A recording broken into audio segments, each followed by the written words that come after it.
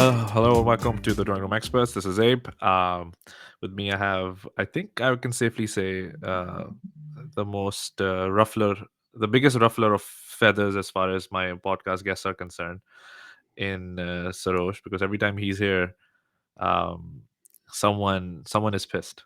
You know, so I honestly don't mind. I think it's all good, but I'm sure Sarosh, you also feel pretty okay with that tag, the ruffler of feathers. I think, yeah. First of all, thank you. Love being on this podcast, and yeah, being a ruffler of feather. I think it's not a bad title to have it, 'cause especially when it gets people to have the conversations that a lot of times we Yeah, don't tend to have because we don't want to upset anyone. And I do pride myself in not being politically correct in true. many situations. So. No, that's why I have you, because I can have those conversations without Mhm. uh, you know तो at least को जो target है ना वो फिर spread रहता है, you know what I mean, कि Exactly. if someone's gonna come after me, they Mhm. also Yeah, yeah, they have to be in two places in one time, you know what I mean. So we're exactly. we're just giving we're just spreading the risk as much as Yes. possible. Yes. um Mitigating our risks. Yes. absolutely. तो खैर आज का भी कुछ discussion is along the same lines. Mhm. It might touch some people awkwardly, and that's fine. If that's what it is, then it is what it needs to be. But I feel like we sometimes tend to avoid those conversations. I understand sometimes in Pakistan we tend to avoid them out of, like, quote unquote, keeping the brotherhood intact. Mhm. Um, but uh, but over here, I think those conversations need to be had, and it's important to have them academically, but then also from a point of view standpoint as well, because I think abhi is waqt, when it comes to restoration, whether it comes to historical sites, when it comes to uh you know the khadiman of Harman, Yeah. and The of all so-called custodians. the custodians of all of these historical Mhm. sites. When it Yeah. comes to that, um, it is a very singular point of view that exists out there in terms of a narrative, and unfortunately that narrative is the existing status quo. तो उसका Mhm. मतलब ये है कि जो अभी हो रहा है, लोग कहते हैं that's how it's supposed to be and that's how it is. So that's why they don't want to change it, क्योंकि ना अभी हम Mhm. बात कर रहे थे ruffling of feathers key, but another thing that's ties really closely with ruffling of feathers, people who don't like change. That's why they feel like their feathers have been ruffled. Yes. Sometimes the breeze flows and a few feathers are ruffled, but the breeze in sometimes tends to take you into another direction where you might not have been, if the choice was on you. So over here we're talking about on the occasion of the 100-year, um, I would say, 100-year anniversary of the Of demolition commemoration. Yeah. Yeah. of the graves at Al-Baqi. Whoever doesn't know what that is, please, feel free to read it up and look it up. But in summary, I would say that they were historical sites. They were landmarks that were destroyed 100 years ago, which coincides um, with the with the control over the holiest sites in the religion of Islam by the family of Saud. So I haven't gone to Saudi Arabia just a few months ago. I have a little bit of a context now, because now it's not just hearsay. It's basically, I've seen these things with my own eyes, and people who are looking to go there and any other historical sites, would be able to connect with that as well, because they would have some sort of an opinion on these things. Mhm. So yeah, it's been 100 years, and I feel like, first of all, as a community, and I'm talking about the Shia community predominantly, because we've been the only ones kind of protesting or speaking about it for the past 100 years. Um, do you think we have been be able to do some sort of justice? I wouldn't say complete justice, but do you think that we've been able to do what we can, or what we have in our powers, when it comes to the cause of Al-Baqi is concerned? I would say no. How And so? let me back up before, and you know, I would like to give your listeners a brief history because Al-Baqi, or Jannatulbaqi as it's called, is the Yes. first established cemetery in the history of Islam by the Holy Prophet, peace be upon him and his family. And it does not just have a strong affiliation just for the Shia Muslims, Mm-hmm. but the Muslim Ummah as a whole. There are Yeah. very holy and revered personalities, both Shi'i and of the Ahl Sunnah, that are Yeah. buried there. We have Khulafa buried there, Khulafatul Rashidin. The third Khalifa, Uthman bin Affan, is buried there, right? Mm-hmm. There are revered companions of the Holy Prophet like Jabir bin Abdullah al-Ansari Yeah. and al-Miqdad are buried there, right? These are The revered Prophet's personalities. son is buried there. Yes, the Prophet's son, the Prophet's wives are buried there, right? The Yes. Ummahat al-Mu'mineen. So for that reason alone, it is not just a Shi'i issue, it is a Muslim issue, I would say. Yeah. And it is quite unfortunate that our brothers in the Ahl Sunnah, and it is not due to their malice or their indifference, it's due to a lot of it to their to the indoctrination or the Yeah. Wahhabitization of or the Salafatization of Islam, Mm. or orthodoxy of Islam. And Yeah. I actually recently was with a brother of mine, a Sunni brother of mine who has the utmost love and respect for Al Muhammad, right? Yeah. He's at a Sunnah, and he said, look, the Ali Umayyah, I have no love and respect for them because they're the open killers and enemies of Ahlul Bayt.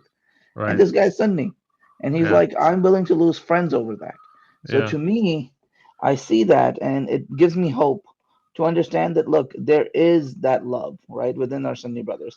Now, I said we haven't done enough because, like you said, we don't know. A lot of what we know is based on hearsay. And, Mm. unfortunately, we forget there are four Shia Imams buried there. The grandson of Rasulullah, the Sayyid Ahl Shabab Jannah, as we call him, the master of the youth of paradise. Yeah. Imam Hassan al Mustaba is buried there. Yeah. Sayyid Zain al Abidin, right? Sayyid al Yep. Sajjad, the narrator of Karbala, right? Yes. He is buried there. Imam Baqir alayhi salam, the Baqir ul Ulum, the one who expounded religion and had so many wonderful students, including the famous um, school imams of Ahl Sunnah like Abu Hanifa, Yeah. the Imam Jafar al-Sadiq, the one who we take our school, our name from him, right? Fiqh Or al-Jafariya, we trace our I mean, or we take it or from all the IMAs, but yes, that's that the that's who we is our namesake of our school of thought, right? And yep, yep. he is one of Buried the there. greatest jurists in Islam, and he is Yeah. buried there, right? Yeah. And I there's many ulama that are buried there, and up until the rise of of Al Saud in the 1920s and 30s, it was a very revered and holy site. That was where dignitaries from world over wanted to be buried there, right? You Mhm. have the Nawabs from Hindustan that are buried there. You have the Ottoman caliphs and the sultans that are buried there, the Mamluk sultans, and so on and so forth. So in that sense, yes, it is an important site that we must discuss. And a lot of us, we even within the Shia community, we talk about I think it's like the 8th of Shawwal, Yeah. that we talk about it because that's the Islamic date when uh, the destruction happened in the year 1923 Yeah. of the Gregorian calendar or the Christian Yeah. calendar.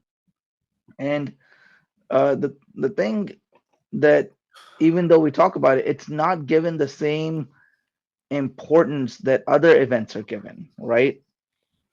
Events such as Al-Quds, Mm.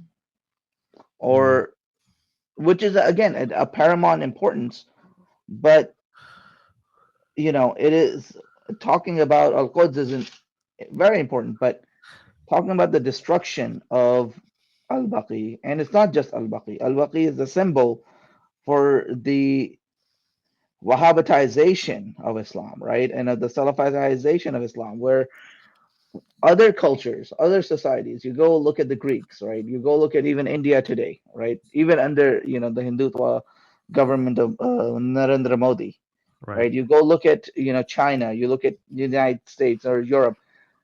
They're preserving their culture and their past. What are we, the Muslims, doing? We are desecrating our own past, and this is what leads to in so 1923 they demolished the shrines, or well, I wouldn't call them shrines, but the mausoleums, right, of the imams of Al Muhammad in Al-Baqi. Mm, And 1990s, when the Taliban, they're you know the offshoot of the Salafi Deobandi branch of right. religious extremism, go when they take over in Afghanistan, they destroy the Buddha statue. Right. So when the Western media, or actually media in general, when they're asking where did this come from, well, this is where it comes from. Mm, This destruction of culture in the name of uh, um, divine unity. But that makes me, if your faith is so fragile that by looking at a structure which houses the bodies of individuals who gave up everything for the proliferation of this religion, mm. that makes that you think this is polytheism, then I wonder which Islam you're following, which God you're following. Yeah, I mean, you know, that's so many thoughts in my head, Yeah. and but throughout this podcast, I also want to make sure that I challenge some of our thinkings as well, Yes. and see if we can come up with a response, so it doesn't sound as if we're just like going Being on dogmatic. Yeah. Yeah. this own our own dogmatic views, or Hmm. ranting through it. But what I want to focus on is generally the restoration of historical sites, right? Hmm. What I do understand from um some people who don't have an issue with these things, they say Hmm.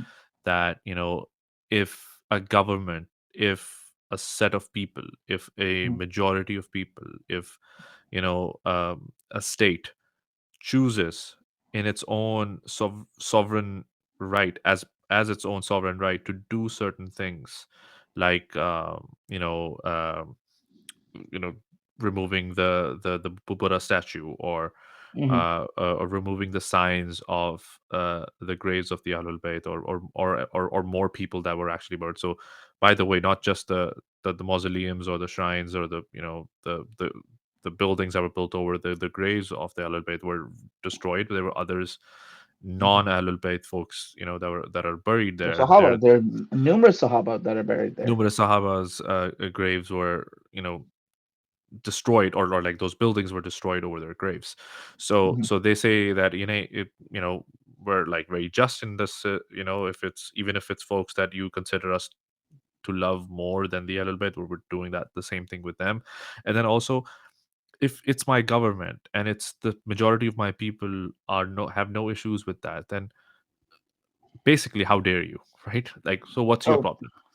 so my problem is this: you, the Saudi government, and Saudi nationals do not have a monopoly over these sites, True. right? True. As a Muslim from Pakistan, Hmm. I do not have allegiance to King Salman. Right. King Salman doesn't matter to me. He's just I have as much I give him as much importance as I give to Kim Jong Un. Yep. He's a political leader. He has Hmm. no religious authority, in my opinion. No matter how many titles of custodians of the two holy mosques and whatever, blah blah blah, X Y Z, Right. um, things he likes to take on, he is not, Right. right. In my opinion, uh, the sites of Al-Baqi, or I would say the two holy shrines, right? The two holy cities of Mecca and Medina, they belong to the whole of the Muslim Ummah. Correct.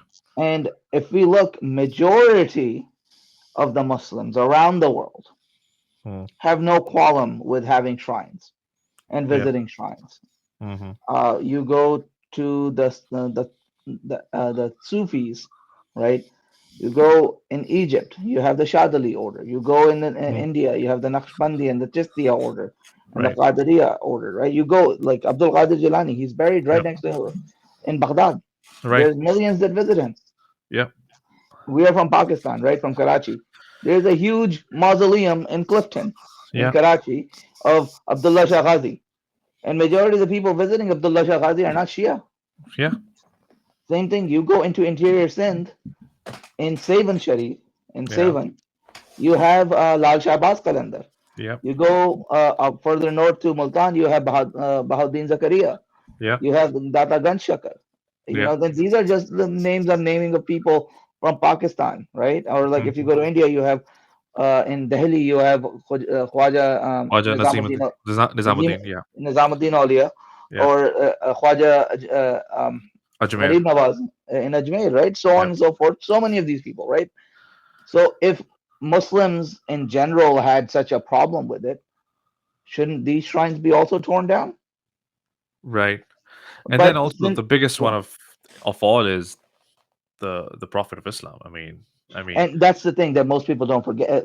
This is a very well hidden fact by the Saudi regime. They actually planned to yeah. destroy the Masjid al-Nabawi and the haram of the Holy Prophet because Mm. because of their perverted, and I will say it is perverted, and I am sorry if it offends anyone, but show me in Islam before Ibn Taymiyyah where this perversion was considered Or okay. this was an issue, or Mhm. when this was considered like something, having discussions about. Otherwise, you're Exactly. absolutely right. Certain things we have to really take from the collective memories of the people existing Hmm. before us, right? Yes. So prior to Ibn Taymiyyah, there wasn't any collective memory or Mhm. historical memory where by this ever became an issue, similar to the whole debate about you know asking the quote unquote dead for help and all of that Yeah. stuff. That never a discussion amongst the Sahaba. That was never a Hmm. discussion among the Tabi'in and the Taba Tabi'in. It's never like something that you would And find even in active the conversation. Quran, even Yeah, in you the would you Quran, wouldn't right? find active conversations about these things amongst that community. That means that there That was never a wasn't thought of. a thought. Yeah, that was not something that existed. Exactly, exactly. But one more thing that they do say is that they have the Quranic verses and the traditions of the Prophet as in support for the demolition of these sites. So And my biggest question would be, it's Friday, right? We all read Surah yeah, Kahf. yeah, In Surah Kahf, the story of of Ashab al-Kahf. yeah. What happens in the end? What's the end of that story? It says that the king, the righteous king, built a masjid over them. Over them. Yep. So what's going on there? So either you're contradicting the Quran Mm, or you're nitpicking because, and the thing is, if this is such a problem, right? What was the first Qibla of Islam? uh, The temple in Jerusalem, Bet al Beit Muqaddas. Yeah, al-Maqaddas, which is the temple wall. yeah, You know how many prophets are buried in the Temple Mount, yeah. right? There's in Beit al-Maqaddas, they're all buried there. Yes. Nabi Dawood, Nabi Sulaiman, Sayyida Maryam, Yeah. Nabi Yahya alayhi salam, Nabi Zakaria alayhi salam, Nabi Daniel, Talut, the Yeah. righteous king. There's so many. They're all buried there, right? So my question, why is Allah telling you to pray towards the graves of these dead men Yeah. and women? And women, not Yeah. just men, women too. Yeah. And then on top of that, so you're saying that, oh, we have the verses of the Quran. Well, I'm showing you the verses of the Quran. Yeah.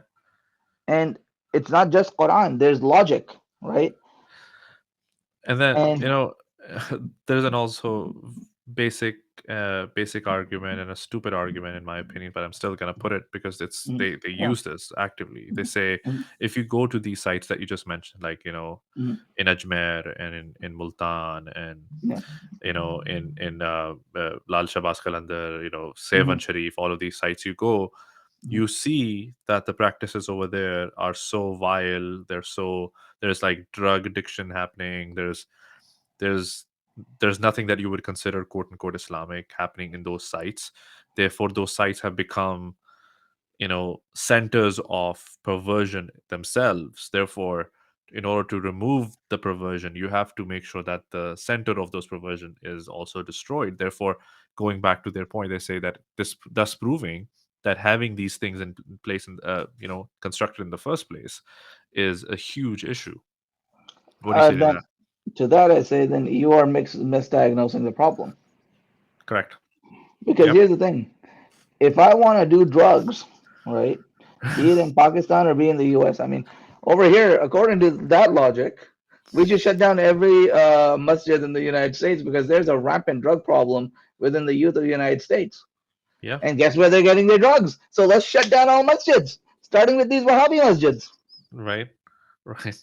So that is that's Or similarly, if you say that if the source of the or problem is schools. the We should shut structure. down schools. We There should you just go. shut down all schools. I was just gonna say madrasas, right? So Not even madrasa. I'm saying schools I know, but because everybody know it's an open secret that what happens in the madrasas in yeah. Pakistan. It's not something that is Hmm. hidden. It's not something that anyone denies as well. Like Hmm. nobody says that that's not happening. They always Hmm. point to the other side. They say, "Oh, it's also happening over there," but they never say that it's not happening here. And And if the same yeah, logic were to be applied there, that means that you have to shut down all of those schools as well, because exactly. there's a problem of child molestation and all of that stuff. Hmm. Um, And and my, yeah, yeah, go ahead. sorry. No, I go was ahead. gonna say on that. My point would be further on that is I'm not saying that these problems don't exist.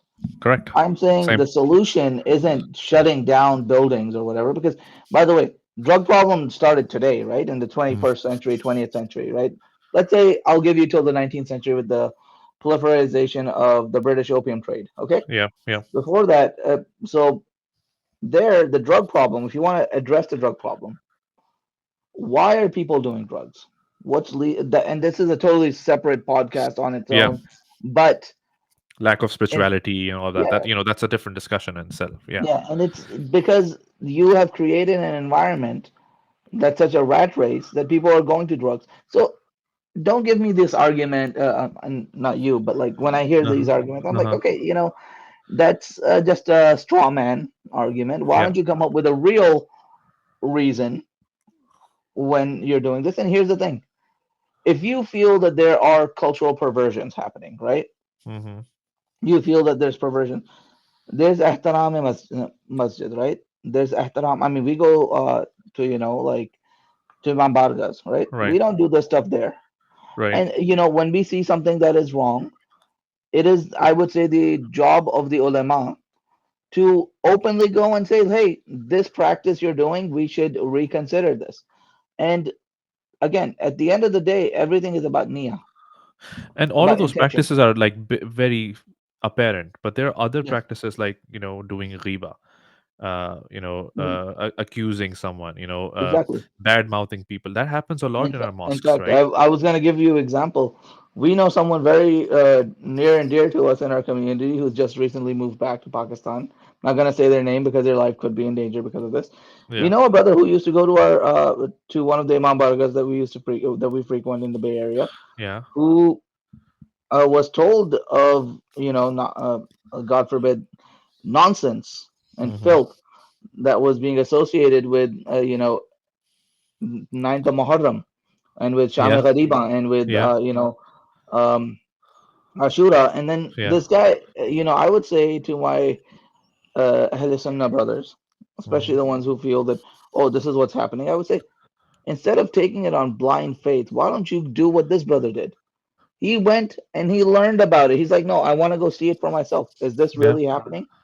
How many of us are willing to sit there and say that Fala Masjid does this, Dhamkani Masjid does this, लेकिन हम कभी आप हमसे पूछे आप कभी गए वहां पे? नहीं। Hmm. तो आपको कैसे पता? हमने सुना, किससे सुना है? भाई फला में फला से सुना है। तो वो भाई फला में फला जो है, क्या उनके पास वही नाजिल हुई थी? वो क्या बिल्कुल कोई रसूल या इमाम है क्या वो? या सही। कोई जो है वो औलिया है, खुदा है क्या, जो उनको पता है? नहीं। So Absolutely. we need to do our own research. And Yeah. Yeah, go ahead. and and going back to the main point of the destruction of Al-Baqi and of Jannat Mualla in Mecca, where the grandfather of Rasulullah is buried, the wife of his wife Khadija, and Sayyidina Qasim, the son, the firstborn son of Rasulullah, is buried there.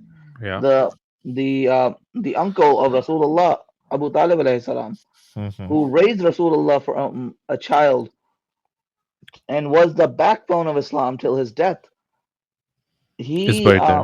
he's buried there. So the destruction of these sites, we need to preserve our sites, because any culture, any society, it is based on the relics of its past that it passes on to the next generation. Correct. Any religion, any culture, Movement. any movement, it's important. We come from Pakistan, for instance, or even in the US. Like, like you were recent, like I don't know if you've gone to Washington D.C. or New York or Philly. Like if you go there, like these Yeah. were the founding cities of the United States. Hmm. Like I had the opportunity to go to Philadelphia a few years ago, and I visited Liberty Bell, right? I visited Yeah. Independence Hall, where the signing of the Declaration of Constitution. Yeah. Independence, yes, Yes. and the Constitution happened, because that gives you, it makes it real. It makes it Although, real, and I'm going to come to that point. It's a very, very, very important point that you bring. It makes it real. I think just before that, I also want to address this idea of like how these sites become the centers of perversion themselves, mhm, and that hence that's used as an argument, because it doesn't, honestly, whoever really actually believes in that, with all due respect, it doesn't make sense when you make that argument, because mhm, the whole the whole history, that the whole everything that you do in Islam, nothing is exempt from that, right? So the Khana Kaaba itself is a mhm, building. mhm. If I was Absolutely. a non-Muslim and I didn't know anything about anyone, I look at Muslims praying, bowing their heads towards that building, I would think that's, that they worship that building, Yeah. which obviously isn't true. But again, if the idea is that, oh, it gives the view कि Mhm, भाई आप जो है ना किसी चीज को worship करो, when mhm, obviously you mentioned that कि सबकी नियत and mhm, intention is very key in all of those aspects. mhm, But because they say intention is not key, it's just how, when it looks like that, it looks as if someone is worshiping it, okay? So mhm. it also looks as if somebody is worshipping the Kaaba. And Yeah, similarly, I think a black present box. a Yeah. black, and then you have this rat race, absolute like madness that I've witnessed to touch the black stone. Mhm. Why? Because again, Shifa milti it's hai. What is shifa? Shifa. What is Shifa? I What is mean, shifa? again, Shifa is, what's the difference between you touching the you are black stone, exactly or you're a Hindu going to the temple in the what you temples. call, yeah, the temples. But I was gonna say in particular the temple of Shiva, the Shiva, yeah, with yeah, the yeah. huge Shiva temple that they have. What's the Mm-hmm. difference between you and What's them? Or the Jews going to the the wall, western the wall, the the western wall, wailing wall? Yeah. the Wailing Wall. Yeah. Exactly. So it's not optics. It's not all about optics. And then also, when you say that there are Quranic references and there's like historical references within the traditions of the Prophet, it also doesn't, like, you can't. Those things don't add up. As Sarosh was also talking about the cave of Kahf and the people in the cave. That's a famous story. Everybody knows about that. That's mentioned in the Quran. Then there are other instances like the Safa and Marwa. They are, what are they? They are just, there's mountains. They were just mountains, but they Not even gain mountain, like I would say hills, hills. hilltops. Exactly. Very, अब तो खैर बहुत छोटी हो चुकी हैं, when they're literally, like, I think Marwa is barely there. They've Mhm, they've cut most of mhm, it. mhm, And it was sad. But those areas are preserved because it is associated with the people of God. It's associated Mhm. with people who were there, in that spiritual realm, and you want to feel that spirituality that they felt Mhm. when they were physically there. That's why you go and kiss the stone, the black stone, because Mhm. you want to feel, yeah, the prophet did that, and the imams of Ahl Bayt come here, Mhm. so you always want to connect with that. That's the reason why, but Exactly. you're not worshiping. That's not God. That's not One God thing for you. I want to add on there, Mm, because some of our brothers, they're very big on following the sunnah of the prophet, right? mm, Well, if you're following sunnah, you're associating some partnership between that sunnah and God. That is shirk, exactly. because God Exactly. didn't do that. Yeah. Prophet Exactly. of God did that. You say he's a bashar, you say he's a man just like yourself. Yeah. Then why are we doing? Because we saw, right? Mm, And this is a simple example for people to understand that we've read in our books, right? Because we didn't see mhm, Rasulullah. He lived mm, 1400 years ago. mm, People who eyewitnessed Rasulullah, they saw him perform certain actions. They mhm, saw that when used to do wudu, they would collect the water because they saw him doing these things. They started emulating because they said, this man has been given the greatest honor mhm, by God. mhm. So if we want to reach that level of spirituality that he's reached, or even come close to that, right? We want to emulate, Emulate. Yes, right? exactly. And anything you do in life, right? You're an engineer. Mm, Um, if I want to go calculus, right? mhm, Do I have to follow the rules of calculus in order to get a derivative? Or can I just go make up my own formula for derivatives? I can't. mhm. You have to emulate someone who's done it. Yeah, I have to emulate Sir Isaac Newton Yep. because he's the first guy who did it. Yeah. And so does that make me associating partners to God? Because technically everything is God. I should And be I able didn't to go to do, God. Yeah. yeah, I didn't go, I wanted to get that derivative or I want to write that code. I didn't go and just, why didn't it happen to me directly? Why didn't we get, as the term for this in Arabic is ilham, Hmm. right? Why did we not have ilham? Why did God not show me a vision? Yeah. Exactly. So there's like so many instances where Mhm. you'd see that God wants us to preserve these sites, and God wants us to, the fact, one of the ways of restoring or preserving history is speaking about it. So Mhm. Quran speaks about so many things which happened like Mhm. millions and thousands of years ago.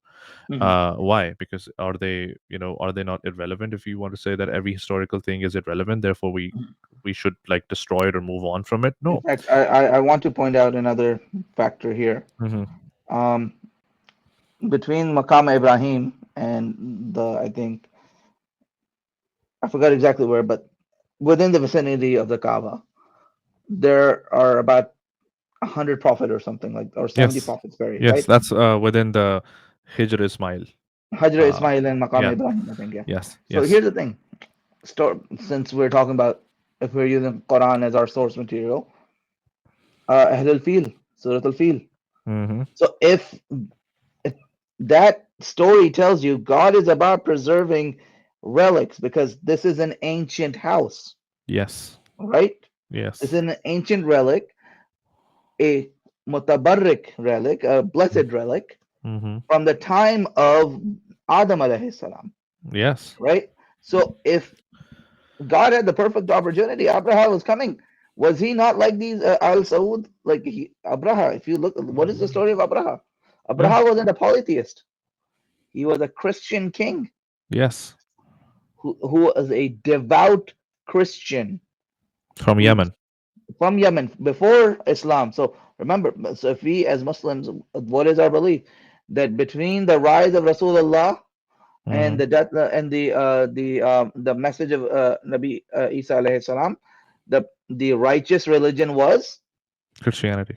Christianity. So this man is coming from a righteous religion Hmm. to destroy the Kaaba. Only Allah announced should religion at that stage. Islam only wasn't announce. announced. Yeah. Yes. Why is Allah sending Ababil to destroy this man? God should be praising him. We should be Or could have been a building perfect monuments to this. opportunity to use that as an example to say, hey, God is not dependent on structures. Therefore, Yes. even if Abraham came and he Mhm. tried to destroy it, we let him do it because, hey, I want to give everyone a lesson here that, hey, structures don't bound me. All of that. So he Yes, could have used that as an example to but show. he didn't. He didn't. He went almost out of his way to not do that. Not almost. Destroy. He went out of his way He went, yeah, to destroy, and not only destroy. Okay, Allah, you destroyed. Okay, it happened at the time Rasulullah was born, like a few months before Rasulullah was born. yeah, Why are you bringing, 45, 50 years later in the Quran? Why are you having us memorize this? correct, That look how I dealt with Abraha, yeah, and that you made it an example, and for it's one of the eternity, short, for yes, eternities. for and then eternities, also and and then also you also have to talk about the way it happened. It didn't happen like it was like the armies of Makkah versus the armies of Abraham. it It was was done it God, it was literally God. It was done in such a way that it always became memorable because there's because you the side story to that, the narration ex- exactly. where Hazrat Abu Talib, no, Abu Abdul Talib, Abdul Muttalib. Muttalib, Yeah. alayhi salam, Abraha came and captured his elephants, not Mm. his elephants, his camels, Camels, yeah. like 100 camels or something like that. And Hazrat Abdul Muttalib came to the tent of Abraha, the general and or king or whatever you want to call it, the Mm-hmm. king of Yemen, let's say. Mm-hmm. And he said to him, "Give me my camels." And he's like, "I heard you are the sheikh of the Quraysh. Mm-hmm. You are the chief of the Quraysh. You are basically the king of this area. What? Aren't you afraid that I'm gonna come and destroy your temple?" Mm-hmm. He's like, "I am the master of these camels. That house has its own master." Mm. So that makes you wonder. Yeah. Yeah. And Allah does not need us to protect those holy sites, right? But correct.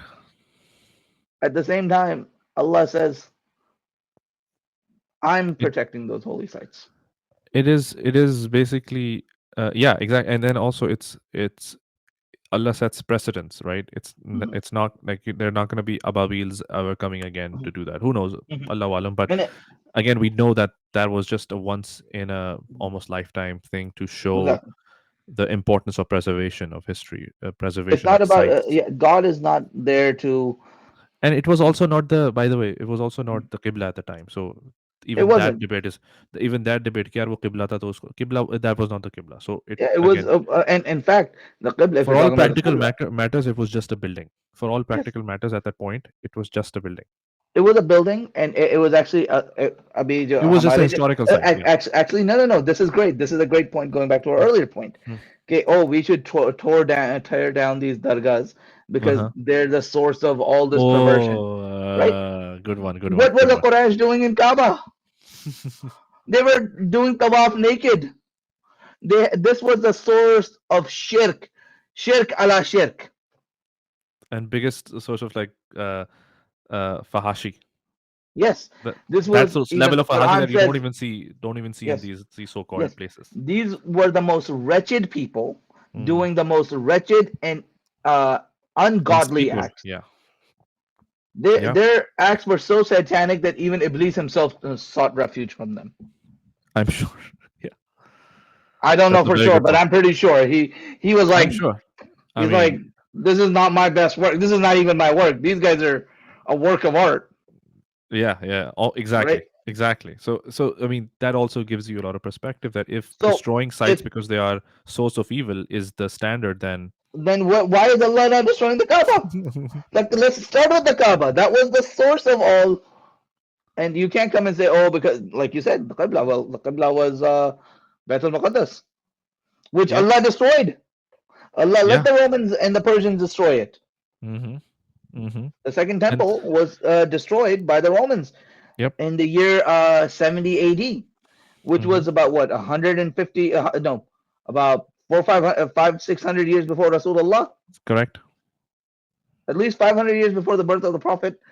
Baitul Maqaddas is destroyed with only the western wall remaining, the Wailing Mm-hmm. Wall. Mm-hmm. But Allah is over here protecting the source of shirk and bid'ah and whatever falan bin falan that we want Mm-hmm. to say. So where do the Muslims, where does Islam stand then? Absolutely. I think Abhi recently I was listening to the late and the great Muntazir Abbas. Professor Muntazir Abbas, may Professor Allah bless Montism. his soul. May Allah bless his souls, indeed, indeed. And he made a very beautiful point about like preservation of his. The topic was something else, but he just went on a tangent and he was talking about history Mm-hmm. and myths. He said that what is the difference between history and myth? And he to illustrate his point, he gave an example of the story of Amir Hamza. Yeah. India, Hazrat Pakistan. Hamza. We all know as there's a story of Amir Hamza where there's a you can all find it up online that it basically takes takes you around Hazrat Hamza's life in a very Prior to fictitious Islam. prior to Islam, very fictitious that he used to live there. He has kids, and Hmm. all the way leading up to the time when he comes to Makkah and he slaps Abu Jahl, and all Yeah. of that, and then Hmm. Islamic history takes over with Hmm. all factual characters. There was nothing कोई फर्जी character नहीं था, all real Yeah, people. they were all ठीक real. है Yeah. ठीक है all real people, Hmm. and we call that a myth. ठीक है Hmm. compare that to Mohenjo-daro. So yeah, Hmm. he said that Mohenjo-daro was a site where what happened was people who living around that area, all I think in the time of the British, whenever it used to rain, there used to be like uh, pots and different equipments that would just fall through a mountain or like a Hmm. hill, and people used to wonder कि यार ये बारिश में जैसी जैसी land sliding होती है, all of that, these Where is random this stuff, coming from? these random things would go. So there's one guy who thought that, okay, I'm intrigued. He starts to dig and dig, and lo and behold, he discovers the whole city of Mohenjo-daro. Hmm. And to this day, we know nothing about the people who lived there. We Hmm. know nothing about what their beliefs were. There were guesses that people are making that based on The the Indus Valley artifacts, civilization. That's all the art. there is. Yeah, Yeah. exactly. The artifacts that are found कि यार ये किनके बच्चे इन खिलौनों से खेलते होंगे, Hmm. there's this language perhaps, but factually there's no knowledge existing of who lived there, but it Hmm. is an absolute fact of life that Mohenjo-daro existed. Why? Exactly. Adding on, yeah, go ahead. Why? Because the difference between these two stories, one with all the details, Amir Hamza has all the details that Hamza went here, Hamza did this, Hamza had so many kids, he's the guy that he met, blah blah blah, all of these historical details that you would think that would perhaps lead up to it being a real account, but it's considered a myth. Hmm. Opposing to that, you have this the instance where there's no story, Hmm. there's no exact account, but people consider that to be a fact. Why?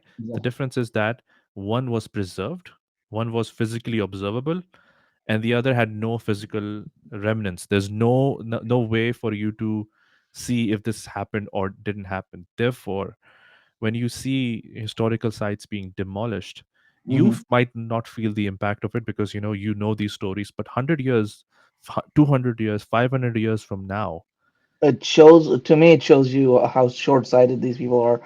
To add to that, I'll actually yeah. give you another very famous mythology. We've Hmm. all heard of this guy, this poet, the blind poet of the Aegean Sea, of Yunnan, by the name of Homer. Homer, yes, yes. He wrote two epic poems, the greatest Greek epics ever written, called Mhm, the Iliad and the Odyssey. What is mhm, the Iliad about? It's about the people from the Hellenistic world fighting a war called the mhm, Trojan War. And until I think the early 30s or the late 1800s, early 1900s, the city of Troy was a myth. mhm. It was just a far-fetched tale written Yeah. by some guy 700 years before Christ, right? Mhm, Like 500 years before Socrates and Plato, and that's all that was. We don't, and then lo and behold, on the eastern shores or the western shores of modern day Greece, they mhm, found the city of Troy, mhm. and that went from being a myth to a part of human history, Reality. reality. It became real. It became real. It became tangible. Mhm. It became part of our story. Stop being just a part of our story. It became something we could connect with. Correct. Because we And were this able is to get so many answers because of that, right? So imagine 100, 200, 300, 400, 500 years from now, if there's no remnants of where the prophet sat, Hmm. where the prophet would pray, where the Hmm. prophet went on missions, where the Hmm. prophet talked, Hmm. or where he lived. Hmm. There's no evidence of that. 500 years from now, people can easily turn around and say, "Hey, I don't even know this guy existed. Actually, I don't Exactly. know I who he." mean, Nabi Isa, that's the biggest problem with Christianity. Yeah, Did Jesus exist? yeah, There's no physical, like, Alhamdulillah, we have physical proof that there's the body of Rasulullah sallallahu alayhi wa alihi wasallam in Mecca, in Medina, Medina. Yeah, in Masjid al-Nawawi, under that, the heavily guarded, um, zari that they put on, yeah, that we know he existed. We know Amir al-Mu'mineen exists because he's in Najaf. We yes. have his body. Imam Hussein is in Karbala. You We know, know Karbala these. happened. Karbala Yes, happened because of that. And if you yes. go, and whoever's listening, and I haven't been to, but I've heard so many, and Sarosh inshallah will go soon. He will see, uh, people will see that, when they go there, that, uh, the detailing that has been done, Yes. around you know the preservation. It's not just, the domes and, the mausoleums, but like, here's what happened here. Very small details, Like like here's Tilla where Imam Zainabiyya. stood. Yeah, Like here's what honestly. Imam stood and did this. Mhm. Yes. Here's where Imam, was hit by a rock. Here's Hmm. where Hazrat Abbas was he lost his hand. Such Hmm. detailing, this is this is again tangible. It's tangible Yes. because it's not It just becomes stories. real. It becomes real. It becomes Hmm. real. So preservation Because of historical site is you know absolute paramount. exactly, because like for instance, the story of Tilla Zainabiyya, which if people don't understand what I'm saying because it is an Arabic term, is Yeah. the place where Sayyida Zainab stood as Zinan bin Anas and what's his name, Shimr bin Dildoshan literally slaughtered Imam Hussein 70 feet away, Hmm. and she's watching this, Hmm. right? So, inshallah, I do have the opportunity soon to go, and I would love to go and stand there, right? And that it becomes real. It's like it's if almost you're there. And it happened, and it This connects you. So happened, and these these people things were real. This is not some story. This is not are Star Wars. yeah, This is exactly. not Harry Potter. Yeah. As much as I love Star Wars, I mean, I know it was May 4th, I so mean, even Harry yeah. Potter has like historical sites there, because they have like, oh, this is where the scene was shot, all of that stuff. Yes. Or even Uh, Star Wars, like they yeah, have. these studios, and with all of these artifacts. Again, everyone in the world has figured this out. It can't be rocket science. Mhm. It cannot be rocket science that, historical preservation is a thing. And then Yes. you all have all things pointing towards that direction, that, why historical preservation, and then why, people ask, why is there's this wavering hate, despise that people have for the government in Saudi Arabia. Mhm. Unfortunately, I feel for them. I feel that, if they're racking their heads around this, like, why do people hate us? It's similar to, like, in the people in the East, when they hate America. I'm pretty Mhm. sure somewhere in the White House, the president sometimes thinks, why do people hate us? And I feel sorry for them in that particular state, because they are so unaware of why people have these feelings against them. Because what happens is that if you discontinue, and if you stop all of the preservation of his historical sites. And I was lucky enough to be in Makkah and Medina just a few months ago, Mhm. and it's now all like, tall buildings, and almost like, a place where Makkah specifically, because I went there first time, Mhm. I was overcome with spirituality. But people who go there every single day, I can understand why they would not feel anything, because it's just surrounded by so much artifact, like artificial. It's honestly, if you There's think no about it, it's no you know, spirituality left. it's not spiritual. It's because, and it's like anything that you live so close to something, or you're every day, you don't see the value of it. I'll give you an example. Growing up in Bay Area, Hmm. we would go to the Golden Gate Bridge when people from outside would visit, right? Yeah, Or yeah. visit San Francisco, the historic, the Chinatown district, Hmm. or like okay, UC Berkeley, okay, like going to Oakland, okay, yeah, these are cities. Okay, yeah, Oakland has a lot of, The Quake uh, Tower, all of that yeah, areas. yeah, Yeah. all that, and you're like, but for instance, growing up, right, I didn't realize, like, for instance, the Black Panther movement started in Oakland. Yeah. Yeah. Huey It did. P. Newton went to Berkeley. Dr. Angela Davis is now an emeritus professor at the University of California in Santa Cruz. Hmm. These are real people. This is real, right? Like, or I don't know if you're a fan of John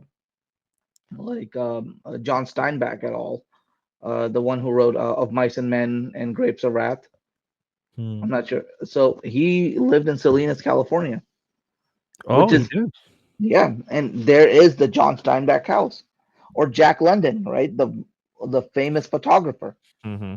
right? Like, and it's and even if and the hilarity of all this, right, is, for instance, in Germany, right, or in Israel, the Zionist regime, they're preserving places of where the Holocaust happened. There is, places like in Austria, well, they'll be like, yeah, Adolf Hitler lived here, Yeah. the most wretched and evil man in history. And here we Gas. are, This is where the yeah, gas chambers were. yes, People, things that you would ideally want to forget, but they're even making but sure that people exactly, remember it. because that's what makes it real. That's what makes it tangible and relatable. Because to be Yeah. honest with you, I mean, you have a 2-year-old daughter, right? Three. Three. Three, mashallah, mashallah, three now. You ever sit with her and ask her, okay, we go to Majlis, what do you retain from this? Hmm. She's not gonna retain. Yeah. Even us, like the reason we do Azadari the way we do, right? The Yes. reason we do the Julus, the reason we go to the pilgrimage on the walk to Arba'in is because Imam Hussein becomes real to us. Otherwise, he was a man who lived 1400 years ago. A lot of men stood up for their principle and died 1400, 1500, 1000 years, 2000 years. How many On people to remember? this day. Yeah, yeah. To this day, there's so many. Like, how many people? We don't go celebrate Tipu Sultan. Hmm. He was a great freedom fighter. Yeah. How many of us go celebrate Bhagat Singh? I mean, just last or 2 years ago, when there was when the Black Lives movement Matter. started, Yeah. Mhm. Black Lives Matter, sorry, Black Lives Matter movement started after the tragic death of forgetting the name, um, Exactly. George Floyd. George Floyd. There you go. You know, proves my point. He was the talk of the town. He was talk of like he was like He times was the martyr person, for the cause. martyr of the cause. But now I'm pretty sure you ask people like me, I was I was living through it. Even I don't remember his name anymore. So things it they only become real as we've been discussing, and we're trying to nail this. That Mhm. the only things only become they only become real if we continue to talk about them. Yes, George and Floyd talk is about them and forgotten. get George and Floyd's forgotten in a sense because there's no one talking about him anymore. There mhm, you go. So we talk about Imam Hussein. We talk about the cause of Karbala. We talk about the events at Karbala. For mhm, 1400 years, we've been like, uh, you know, and we. It's not like we. I don't say it as a complaint. We actually wear it as a badge of honor that mhm. we have been chosen to do this. Yes, Because honestly, the movement doesn't depend on us, people like me or Sarosh or anybody, for it to be we're alive. just small cogs in a giant machine. Absolutely, and it's our honor that we are like that smallest of smallest particles in that whole ecosystem, right? So Mhm, preserving history is not for the historical event itself, it's for our own sustenance, because that mhm. reminds us Who we are. where we are coming from Mhm. and where we should avoid going. Yes.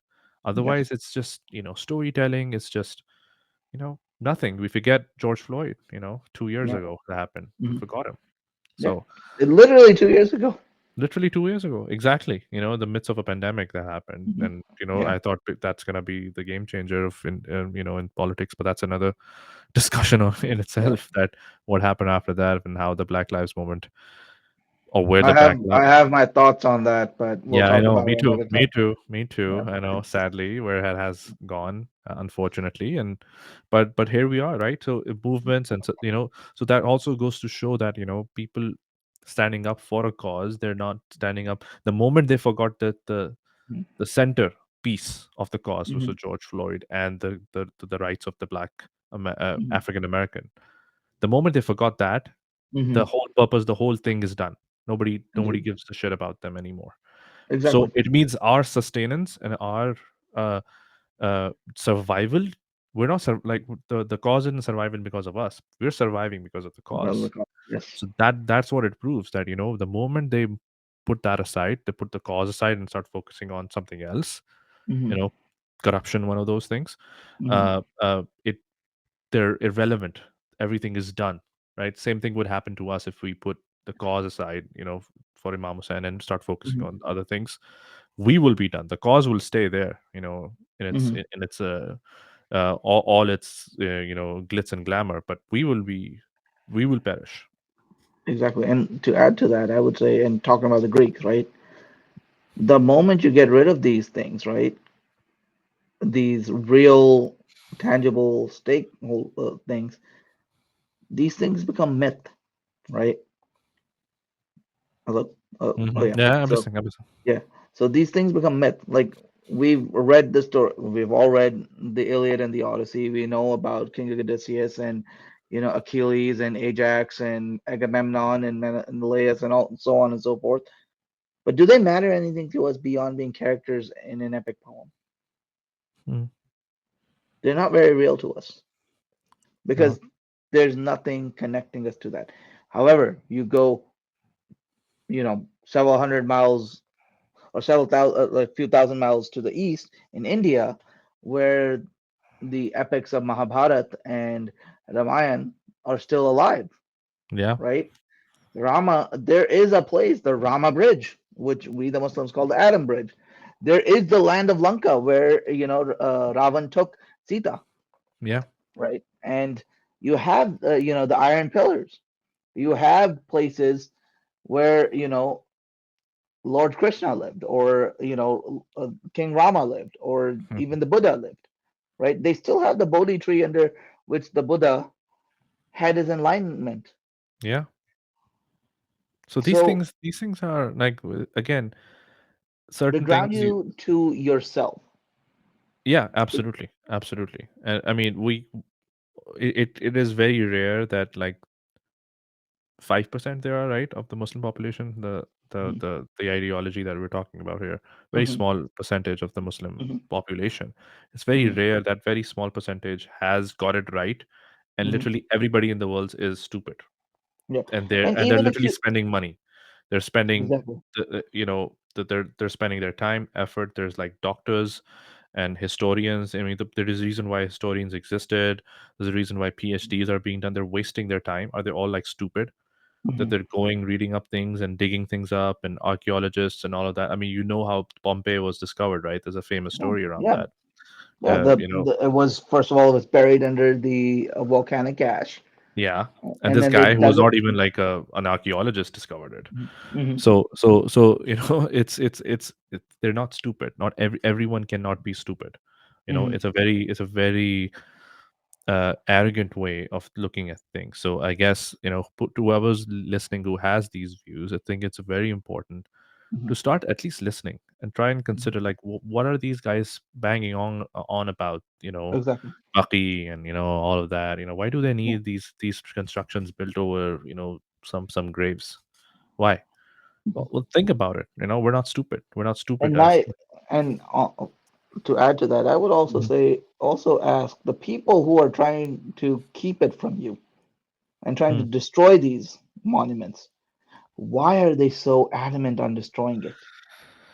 Like, it's not like we're trying to preserve the house of Abu Lahab or Abu Jahl or of Abu Sufyan, right? We're not trying to, or Hinda or, Abraha, right? We're Right. not trying to preserve that. We're trying to preserve the household where the Quran came. Where the greatest message originated from. Reveal, yes. We're trying to preserve the land which holds the sacred bodies of those individual who recognized the prophetic mission of Rasulullah and said La ilaha illallah Muhammad Rasulullah. Hmm. So why are we not trying to preserve that? Yeah. If quoting Sayyid Ammar Naqshbani about Amir al-Mu'mineen, give Amir al-Mu'mineen to the Christians, they will make him the greatest. Yeah. Give him to the Jews, they'll make him the greatest. But it's the stupidity of our Muslims that we put others above him. Make him the fourth. Likewise, yeah, make him the fourth. Fine, physically, Reluctantly. yes, yes, Reluctantly. reluctantly. And if it's about political leadership, then Salman al-Farsi never held really any political office, and being a king or a caliph is not the prerequisite to be an awliya of Allah, because Nabi Zakaria was not some king. Nabi Yahya was not some king. Hmm. Being a Khalifa does not make you God's most greatest. In fact, Allah gave political leadership to Nabi Musa, but He told him go to Nabi Khidr. Again, Yeah. in the story of Surah Al-Kahf, right? Yeah. They go to him. He knows more than you about things. Yeah. Absolutely. So Well, yeah, yeah, again, very good discussion. I think always we yes. we are aligned in our thinking, and I think there's no other point of view that I could think of that I haven't touched on, and we haven't touched on. And again, it's sad that it's been 100 years that we It haven't is. been able to turn things around. Although I have slight hope, and if it makes me I stupid, then it is make me stupid. But honestly, I went to Makkah and Medina just recently, and mm, and some of I feel like this new king that is coming or is being prepared or is, I guess, Muhammad who's bin running the Salman. show, Mohammed bin Salman, who's running the show for all practical matters. He is, for all practical matters, a secularist. Yes. As I would understand, because you would see the diminishing powers of the shurtas over there, which is Hmm. something that I heard from everybody before I went. That hey, don't mess with those guys. They're gonna spank the shit out of you. Hmm. And I saw some like really stupid things happening in front of the Kaaba, and I was like, I wish someone would spank the shit out of these guys, Yeah. but they still didn't. They were like holding it back, and they were like, obviously they had their this it's a requirement of their job to keep things organized, to be a little Mhm. harsh and all of that, and I don't mind And that. you and I have both been in, within organizations. We worked in those roles, Yep. and I'm not gonna say all shortas are bad. They're doing, like you said, they're doing their job. They're doing They their have to, jobs. and they have to. They There's have to certain maintain things. some sort of order. Yeah. Yeah, like we don't live in a rule of the jungle. Yeah, yeah, absolutely. We're not stupid कि यार हर चीज़ सब कुछ okay हो जाए. But that's the only hope that I have. Although his this for the longest time I've had my reservations about this person, and Mhm. reservation is a very very light word I use, Mhm. because I want to go back. I want to go Yeah. back to Makkah and Medina and come Hmm. back safely. Yes. But that's the only hope I have, that maybe he Yeah. feels like, hey, you know what? I don't give a shit if these guys Mhm. that's what they want. Just give them that. Just Yeah. don't bother me. You know what I mean? Exactly. And कि यार, that's what they and want. I've Is that all that will take from everybody to shut the fuck up? yeah. Okay, yeah, just give them that, right? Exactly, and that's the thing with I am not a I'm not a huge fan or supporter of Mohammed bin Salman. Never have Same. been, never probably won't be. But I will say, especially in the recent weeks, the developments that I've seen, not just in his outlook on the secularism of which honestly there could be a problem in that, but let's table It's that discussion. better than that. Yeah, yes, it is. It Picking is two the lesser of the two evils. That's what I'm still exactly, one. and Secularism is no idealist, but yeah, come on. but I will say this that his willingness now, after decade, like over a decade, almost 2 decades since Hmm. the frosty relationship with a certain other Muslim country, which Hmm. is a powerhouse, and his willingness to distance himself from the Zionist regime, and the halting of the attack on Yemen, you know, and I pray for Yemen every day, and Yeah. there are brothers, right? And may Allah give them bless them. And part of our eschatological belief is the one of the generals, right, and one of the right hand man of Imam Mahdi alayhi salam will come from Yemen, the Al-Yamani, right? Just like And the date for yes, Imam yes, Ali. yes, he will be the Malik al-Ashtar of Imam Ali. Yeah. Yes. And so he will come from Yemen, Sayyid al-Yamani. So may we see the hastening reappearance of the Imam of our time, and Inshallah. recognize the Imam of our time, and may these steps that are being taken have a positive impact on the whole of the Ummah. And I would say, like, and parting remarks, that I say to all my Muslims, Shia or Sunni, that and because there's a lot of Shias that don't see, They don't care about these things yeah, either. they're Yeah. like, we get to do our matam or azadari, we're happy. Like, Yeah. no, look, this is, no, to me, the issue of Baqi, the rebuilding of Baqi, and the issue of Al-Quds are paramount importance for the whole of the Ummah. They are the uniting factors of the Ummah. Yes. That is Yes. what, and I would say that, we need to see what we can do to preserve whatever remains of Al-Baqi. And one thing I would say to those who say that, oh, this is grave worshipping or whatever, the Khalifat al-Muslimin, Abdul Hamid II, right? The last Mhm. Khalifa of the Muslims. Why didn't the Ottomans tear down Al-Baqi? Why did the Bani Abbas not tear down Al-Baqi? Yeah. Only ones who did was Yazid. Yeah. And we curse him. And no Muslim except Zakir Naik Hmm. curses, does not curse Yazid ibn Muawiyah. Yeah.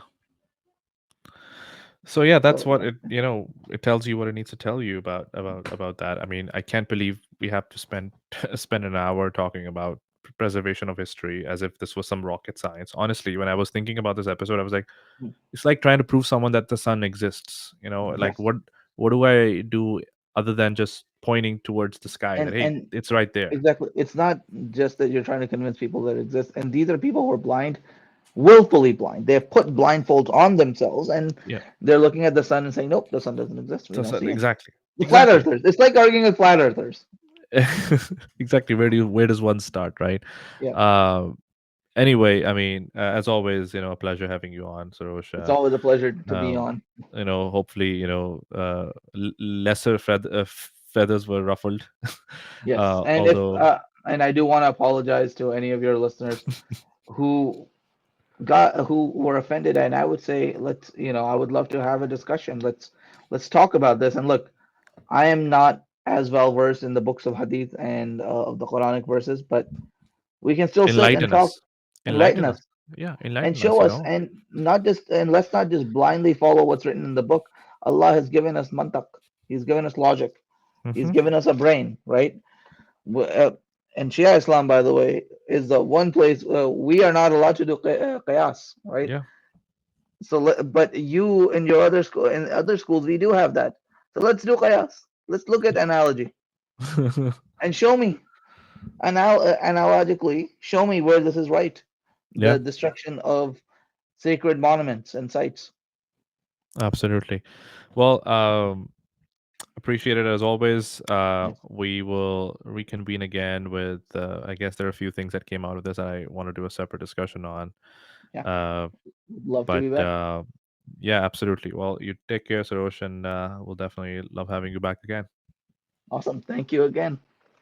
Thanks.